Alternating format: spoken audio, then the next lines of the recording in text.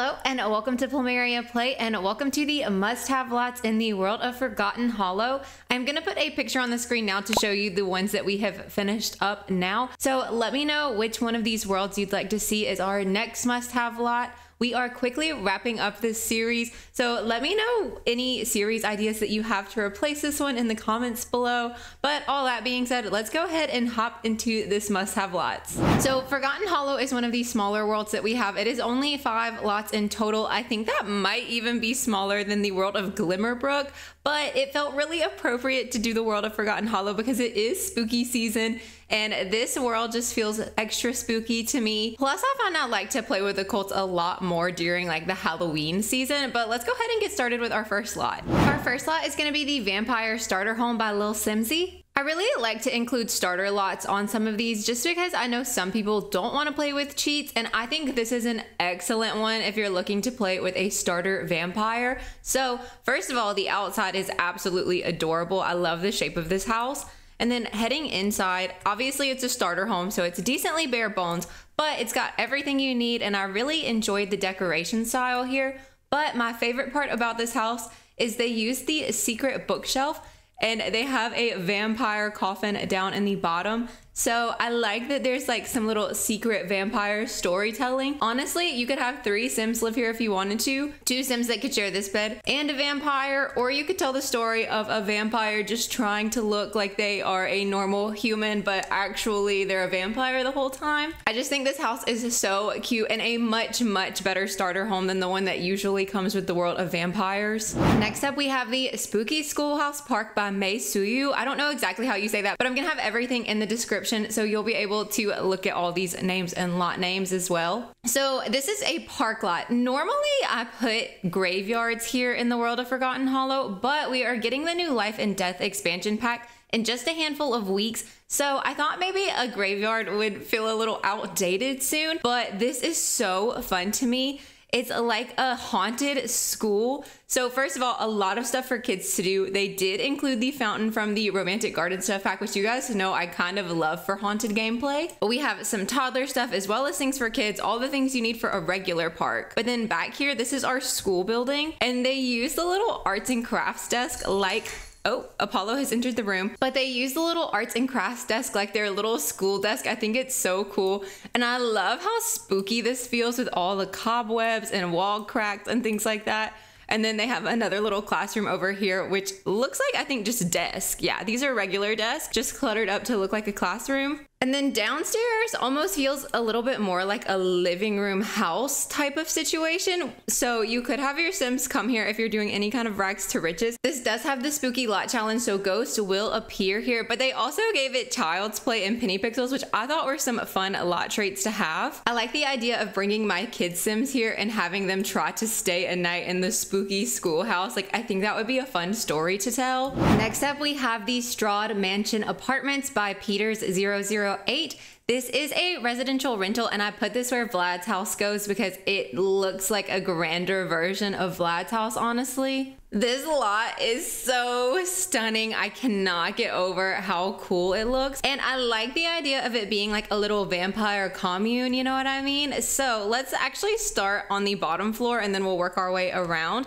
So on the bottom floor is just a lot of hangout areas. So there is some like living space, a massive dining room for all the vampires to hang out together. We've got a games table, some bathrooms. We even have like a little bubble blower back here, as well as some more nice living room and seating areas, like a little office, like almost library space over here in this corner. I just think this is so cool. On the very bottom floor, the basement, they almost have like this shrine-esque thing down here. They've got a couple little gravestones in there as well. There is a small bedroom space down here. Now this one is not a part of the apartment, so I'm assuming this creator used the cheat to get more apartments.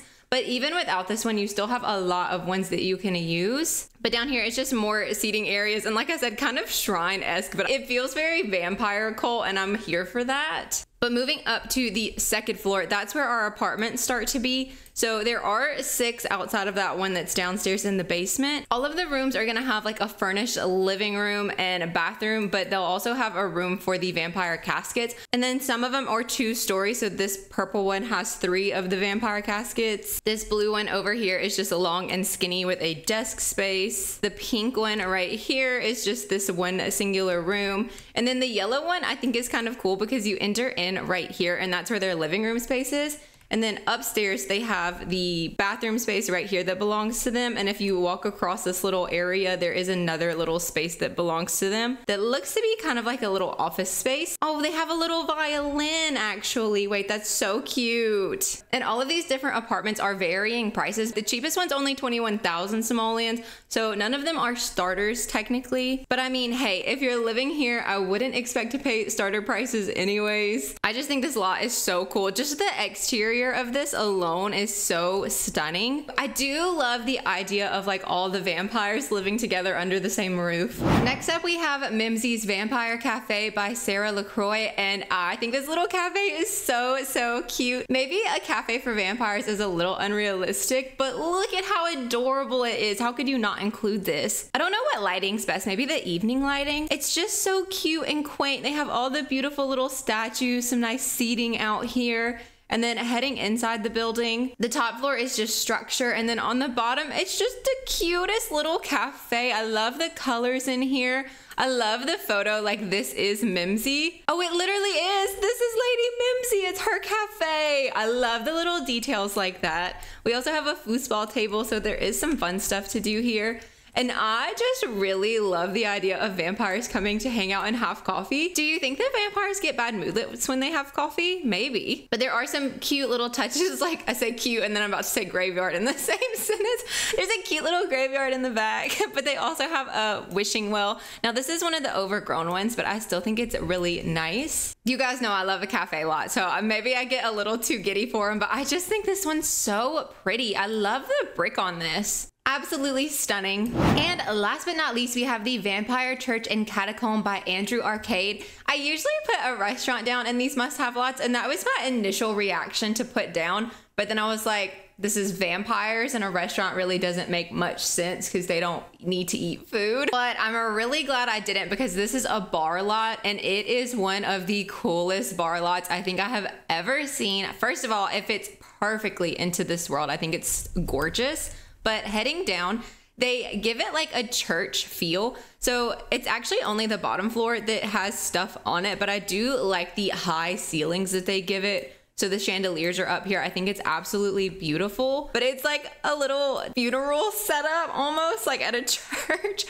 which is so funny, first of all, but also like you can have your vampire sleep here if you really needed to. And so it's very unsuspecting, but if you come out here right behind this little graveyard, you may notice a secret set of stairs. And then down there is the vampire bar. I love the red lights. I love the furniture that they use. This is to me the perfect vampire bar. They've got the bubble blower, they've got a DJ booth, they've got a lot of little lounge sitting areas. The bathroom is over in this back corner. I'm so blown away by this lot and how absolutely stunning it is. And I love how unsuspecting it is on the top floor. Like you would never know this was here if you didn't know. But I just think this one is so fun and so cool and absolutely perfect for the vampires world. So here is a look at the world map and where we've got all the lots placed down. So we just went in a little counterclockwise circle. So right here is that vampire starter home. Here is where our park is.